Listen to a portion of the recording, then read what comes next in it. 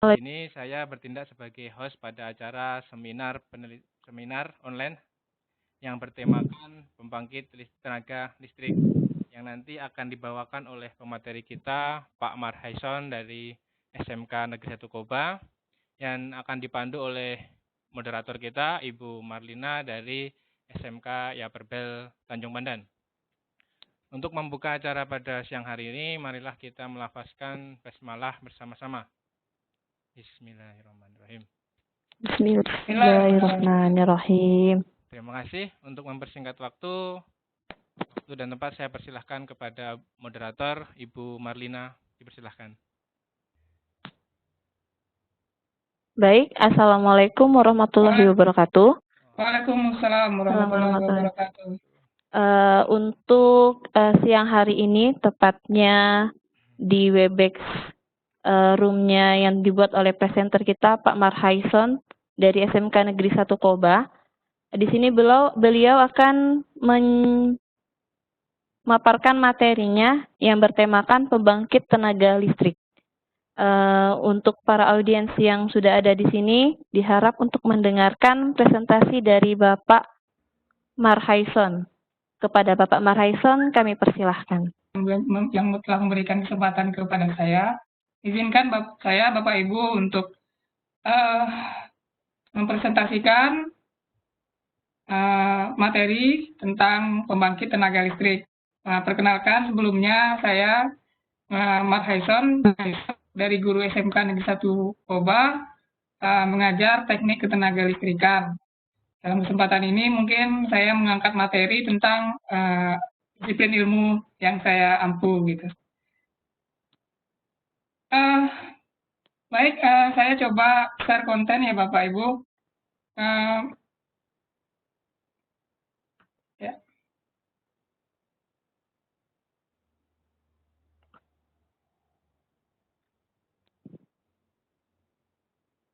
Bisa dilihat Bapak Ibu? Lagi loading, Pak. Bu Marlina bisa dilihat? Lagi loading, Pak. Lagi loading.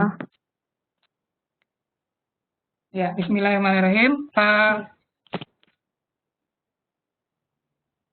Assalamualaikum warahmatullahi wabarakatuh. Waalaikumsalam warahmatullahi wabarakatuh. Bapak Ibu, ini materi tentang pembangkit tenaga listrik ya. Yang pertama mungkin kita sudah mengetahui listrik yang ada di kita itu merupakan kebutuhan kita sehari-hari. Tanpa adanya listrik, ya kita mungkin terbatas yang akses ataupun kebutuhan kita tidak bisa terpenuhi gitu Bapak Ibu ya. Jadi listrik ini sudah merupakan kebutuhan mendekati primer.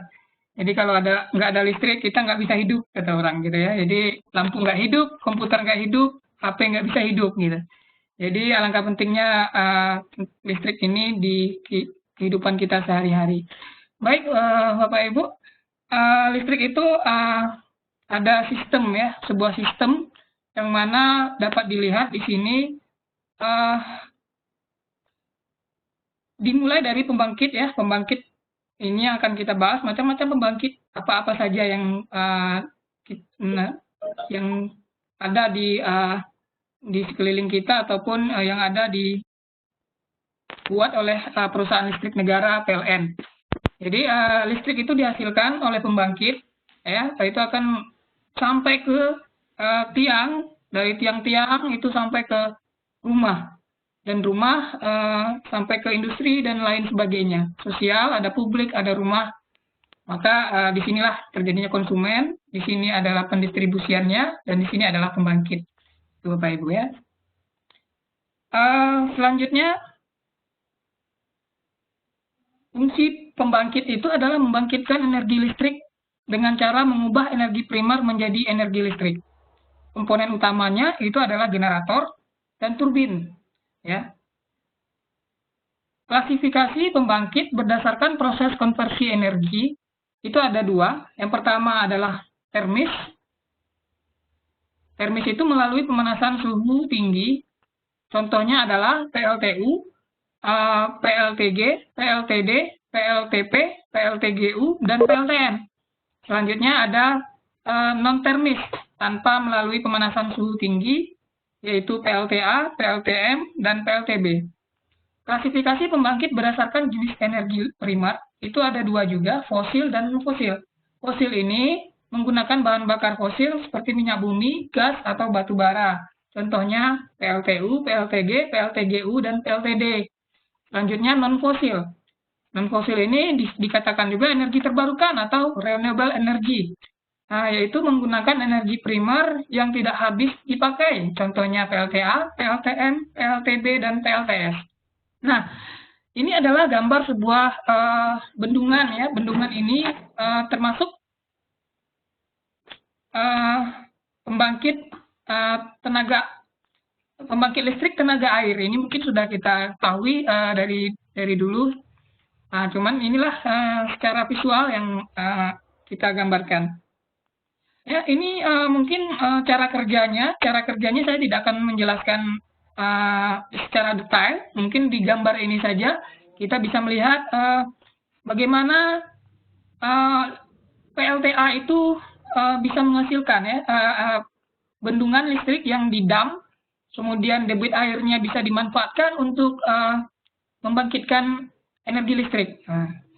Nah, di sini kelihatan gambarnya. Nanti kita akan lihat perbedaan-perbedaan pada masing-masing pembangkit tenaga listrik tersebut. Yang ini adalah PLTA. Selanjutnya itu adalah ya ini masih PLTA. Ada beberapa komponen yang ada di sana. Ya, secara skematik seperti itu kelihatannya. Yang jelas energi potensial yang digunakan di sini adalah air. Nah, selanjutnya itu adalah PLTU. Ya, PLTU ini pembangkit listrik tenaga uap. Ya, tenaga uap ini uap panas yang dihasilkan dari pembakaran batu bara. Ya, batu bara dipanaskan menghasilkan uap sehingga uap bisa menggerakkan turbin seperti yang dilihat pada skema gambar ini. Turbin itu akan menggerakkan generator menghasilkan listrik. Selanjutnya itu ada PLTG. Ya, PLTG itu adalah pembangkit listrik tenaga gas. Ya, gas itu sebab energi potensialnya dari gas. Ya, gas itu untuk memutar turbin. Ya, Bapak Ibu, turbin memutar generator dan generator menghasilkan listrik. Selanjutnya ini seperti ini skemanya, perbedaan dari PLTA, PLTU, dan PLTG. Ada 3 secara skema seperti ini. Lebih simpel, tapi ya kenyataannya pada perusahaannya itu sangat besar sekali pembangkit listrik ini. Power plant kata disebut juga. Selanjutnya adalah PLTGU. PLTGU itu adalah pembangkit listrik tenaga gas dan uap. Ya, ini adalah kombinasi dari gas dan uap. Dari gas yang dipanaskan tadi menghasilkan uap, jadi kombinasi antara gas dan uap untuk menggerakkan turbin, dan turbin menggerakkan generator sehingga menghasilkan listrik. Selanjutnya ini PLTGU juga gambarnya sedikit lebih lebih banyak dari PLTG tadi. Ada kombinasi di sini antara PLTG dan PLTGU. Selanjutnya adalah PLTP. PLTP ini adalah pembangkit listrik tenaga panas bumi. Ya, mungkin pembangkit listrik tenaga panas bumi ini mungkin tidak ada ya, di Bangka belum ada. Mungkin kedepannya mungkin kita tidak tahu perusahaan listrik negara apakah membangun atau tidak. Yang cara kerjanya itu adalah dari magma ini panas bumi yang akan menghasilkan uap itu akan menggerakkan turbin itu akan menggerakkan generator sehingga menghasilkan listrik. Lanjut deh. Selanjutnya itu ya gimana Pak Darmawan? Masih jelas? Jelas. Masih jelas ya. Takutnya saya terus tapi tidak jelas gitu. Jelas. Aman. Silakan lanjutkan. Ya, makasih Bu. Ini ada PLTD. Ya, PLTD ini pembangkit listrik tenaga diesel. Ya, pembangkit listrik tenaga diesel ini adalah diesel ya, diesel sebagai penggerak generator ya. Generator diputar oleh mesin diesel. Ya, diesel itu bahan bakarnya adalah solar. Ya, Bapak Ibu ya. Ini seperti skemanya seperti ini. Ya, Bapak Ibu. Selanjutnya adalah PLTN. Ya, PLTN ini, kalau PLTD tadi ada ya di Bangka, kita umumnya menggunakan PLTD. Selanjutnya PLTN. PLTN ini adalah pembangkit listrik tenaga nuklir. Nah, ini yang dari namanya nuklir itu kebanyakan orang pada takut gitu ya dengan nuklir. Padahal nuklir itu adalah unsur kimia yang dihasilkan dari uranium. Ya, uranium itu yang bisa menghasilkan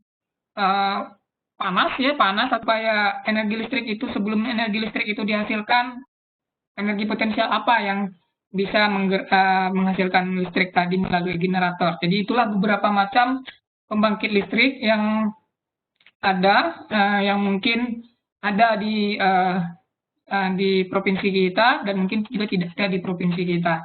Itu mungkin penjelasan sedikit sharing kepada Bapak Ibu semua perihal tentang pembangkit tenaga listrik. Mungkin sekian yang dapat saya sampaikan. Mungkin saya kembalikan kepada moderator.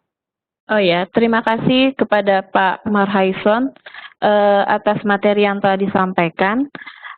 Mungkin menurut saya sebagai orang awam ya, untuk tenaga, benar kata Pak Marhaison tadi, kita cuma bisanya pakai tanpa tahu sumber-sumber tenaga listrik itu dari mana. Mungkin ada berapa yang tahu sumbernya dari mana, itu pun karena pelajaran waktu kita SMK dulu. Mungkin itu yang bisa saya simpulkan. Untuk kepada para audiens atau partisipan, bagi yang ingin bertanya kepada Pak Marhaison langsung tentang sumber-sumber tenaga listrik, silahkan tuliskan pertanyaannya di chat atau lambaikan. Ayo kepada tadi internet nih. Ya. Paparannya sangat menarik nih. Tapi karena kurang pahamnya, jadi bertanya-tanya saya nih, kira-kira bisa nggak itu listrik yang viral sekarang ini, katanya listrik bisa dihemat itu. Apa benar itu bisa dihemat tuh, Pak? Apakah ada alatnya yang bisa menghemat listrik? Karena tiap, apalagi masa pandemi ini ya. Iya, Pak. Benar, Pak. Ya, membengkak ya. Iya, lagi viral benar itu, Pak. Kira-kira Pak Marhaison, kira-kira bisa dihemat benar nggak itu ya? Ada alat untuk menghemat katanya dan sebagainya. Mungkin ini saja pertanyaannya. Iya, Pak. Ya, ya, kasih, Pak. Siap, Pak. Makasih. Ya, Waalaikumsalam warahmatullahi wabarakatuh. Bagaimana Pak Marhaison? Apa langsung dijawab Oke, atau langsung dijawab ya? langsung jawab aja ya? Oke. Langsung dijawab ya. Oke, terima kasih Pak Asmadi atas pertanyaannya. Kita sharing. Ya, benar Pak. Sekarang listrik tahu-tahunya sudah naik, membengkak, jadi termasuk pengeluaran ya.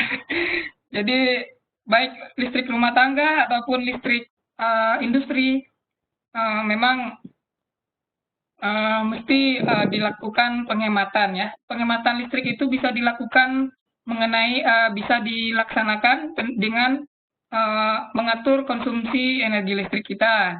Itu yang pertama. Yang kedua, kita harus melihat kualitas listrik kita. Kalau di skala industri itu perlu diteliti sebuah industri